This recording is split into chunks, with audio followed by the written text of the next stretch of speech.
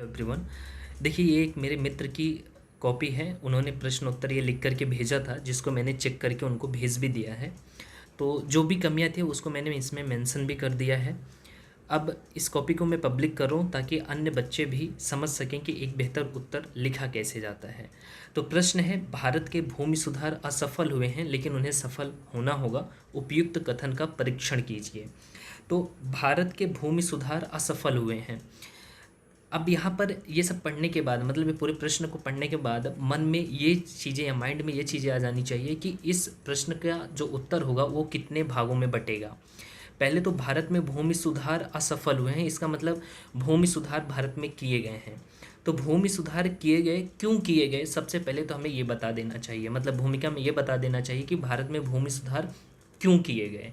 तो जब हम ये बता देंगे क्यों किए गए, फिर सेकंड पैराग्राफ में जो भूमि सुधार किए गए हैं उन्हें बता देना है। फिर थर्ड पैराग्राफ में हमें ये बताना होगा कि भूमि सुधार असफल क्यों हो गए।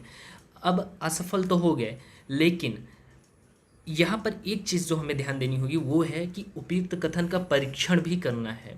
तो आपने तो बता दिया कि भूमि सुधार असफल हो गए, कारण बता दिया, लेकिन संक्षेप में मतलब 10 से 15 शब्दों में ये बता दीजिए। ऐसा नहीं है कि पूरी तरह से वो असफल हुए हैं, कुछ सफल भी हुए हैं, लेकिन अब उन्हें सफल होने के लिए इन नए कदमों पर या इन नए संदर्भों में सोचने की ज़रूरत है।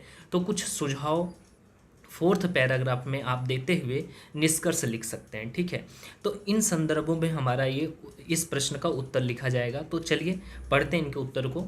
उत्तर है, पहले तो क्या किया गया है कि इसमें भूमि सुधार से क्या तात्पर्य है, मतलब भूमि सुधार को परिभाषित किया गया है कि भूमि स्वामित्व का उचित व न्यायपूर्ण वितरण सुनिश्चित करना, अर्थात भूधारिता को इस प्रकार व्यवस्थित करना जिससे उसका अधिकतम उपयोग किया जा सके। शुरुआत इसको भी ठीक मान सकते हैं, लेकिन ज़्यादा अच्छा होगा कि आप भूमि सुधार क्यों किए गए कारण बता देंगे भूमिका में, तो ज़्यादा अच्छा माना जाएगा। क्योंकि आपकी जो होता ना कि हम शब्द सीमा को मैनेज नहीं कर पाते, कभी कभी हमारे सामने समस्या आती है। ये भी शुरुआत ठीक है, गलत हम नहीं कह सकते कि भूमि सुधार को आप भूमि सुधार किसे कहते हैं आप उसे समझा रहे हैं, लेकिन ज़्यादा बेहतर होगा जैसे उन्होंने कारण को इधर लिखने की कोशिश की है तो इसको ही लिखें, इसको नहीं लिखेंगे तब भी चलेगा। तो यहाँ पर देखें तो लिखा गया है कि सेकंड पैरा में कि भारत में भूमि सुधार मूल उद्देश्य पुरानी भूधारण व्यवस्था को समाप्त करना तथा ऐसी नई व्यवस्था को जन्म देना जिससे भूमि पर खेती करने वाले ही उसके वास्तविक स्वामी हों। सुधार के लिए अपनाए गए बिंदु निम्नलिखित हैं। तो थोड़ा मतलब कारण बताने की कोशिश की गई है लेकिन बहुत स्पष्ट नहीं है, इसलिए मैंने ये यहाँ पर इतना घेर करके लिखा है कि संक्षेप में पुरानी भूधारण व्यवस्था को समझा दें। जैसे भूमि स्वामित्व का केंद्रीकरण, परिणाम स्वरूप काश्तकार से ऊंचा लगान वसूला जाता था। मतलब स्वतंत्रता के बाद आप देखेंगे कि भूमि स्वामित्व का केंद्रीकरण ज़्यादा था। काश्तकार जो जिनके पास खुद की भूमि नहीं होती थी वो जाकर के जो भूमि स्वामित्व होते हैं उनके यहाँ खेती करते थे, उनसे बहुत ज़्यादा लगान वसूला जाता था एवं बिचौलियों की उपस्थिति आदि ऐसे कारणों की वजह से भारत में भूमि सुधार के प्रयास किए गए स्वतंत्रता के बाद, ठीक है। तो भूमिका में ये कारण बताते हुए आप लिख सकते हैं। अब सेकंड पैरा में कौन से भारत में भूमि सुधार किए गए हैं उन्हें बताना है। जैसे दो तरह के सुधार किए जाते हैं, एक संस्थागत एक तकनीकी। तो जमींदारी प्रथा का उन्मूलन, मध्यस्थों का अंत, भू स्वामित्व का कृषकों का हस्तांतरण आदि, कृषि का आधुनिकीकरण, उन्नत किस्म के बीज, उन्नत किस्म के उर्वरक एवं कीटनाशक, ठीक है, एक थोड़ा कीटनाशक गलत है। तो अब यहाँ पर क्या है कि संस्थागत और तकनीकी सुधार क्या होते हैं ये सिर्फ बताया गया है। मतलब जो भी ये हमारे मित्र स्टूडेंट हैं इन्होंने क्या किया है कि संस्थागत सुधार और तकनीकी सुधार क्या होते हैं वो बता रहे हैं। ये नहीं बता रहे कि संस्थागत और तकनीकी सुधार में गवर्नमेंट ने क्या प्रयास किए हैं, जबकि क्वेश्चंस पूछ रहा है कि क्या प्रयास हुए हैं ये बताना है। तो हमने यहाँ पर लिखा है कि इस संदर्भ में क्या प्रयास हुए हैं वो बताइए, मतलब गवर्नमेंट ने क्या प्रयास किए वो बताइए। जैसे 1948 में बिचौलियों के अंत का पहला प्रयास मद्रास राज्य द्वारा किया गया। दूसरा पॉइंट, काश्तकारों को भूमि स्वामित्व, लगभग जो 12 वर्ष तक खेती करेंगे, स्वामित्व प्रदान करने के लिए ऑपरेशन बरगा चलाया गया, राइट। तो इस तरह से जो प्रयास किए गए हैं उन्हें हमें बताने की ज़रूरत है। अब देखिए आगे आइए, अब इधर लिखा गया है कि इस प्रकार भारत में भूमि सुधार के लिए काफ़ी प्रयास किए गए, लेकिन ये सभी प्रयास अपने लक्ष्यों की प्राप्ति में नाकाफ़ी हैं एवं विफल होते हुए दिखाई पड़ते हैं। भूमि सुधारों की कमियां, या ठीक है ये भी चल जाएगा, भूमि सुधारों की विफलता एवं कारण, कि मतलब जो भी प्रयास किए गए वो क्यों विफल रहे। प्रभावी कानून का अभाव, जो स्टूडेंट ने बताया है, प्रभावी कानून का अभाव, प्रशासनिक उदासीनता, विश्वसनीय भूमि रिकॉर्ड का अभाव। ठीक है, ये सब कारण रहे थे मतलब भूमि सुधार के सफल ना होने के। तो यहाँ पर ज़्यादा अच्छा होगा कि आप कुछ तथ्य भी दे दें, जैसे प्रोफेसर केन राज के अनुसार 80% से अधिक काश्तकारी मौखिक व अनौपचारिक है।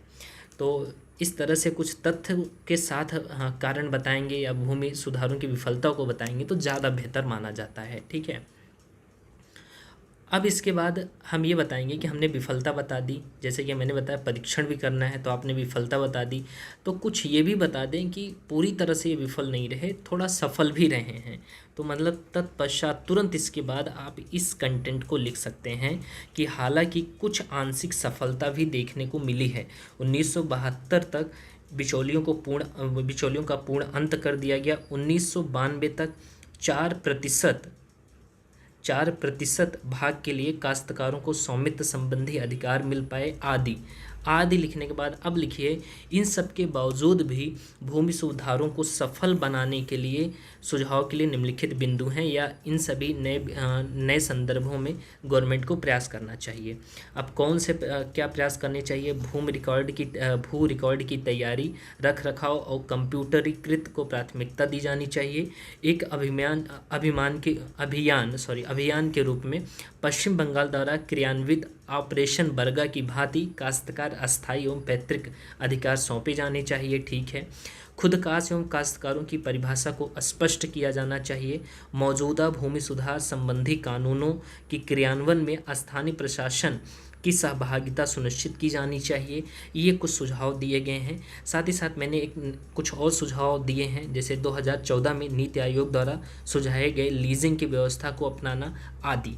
तो आप इस तरह से लिखते हुए अंततः निष्कर्ष में संक्षेप में ये लिख सकते हैं कि इन सभी सुझावों को अपना करके भारत किसानों की जो 2 गुनी आय का एक जो लक्ष्य रखा है उसको प्राप्त कर सकता है।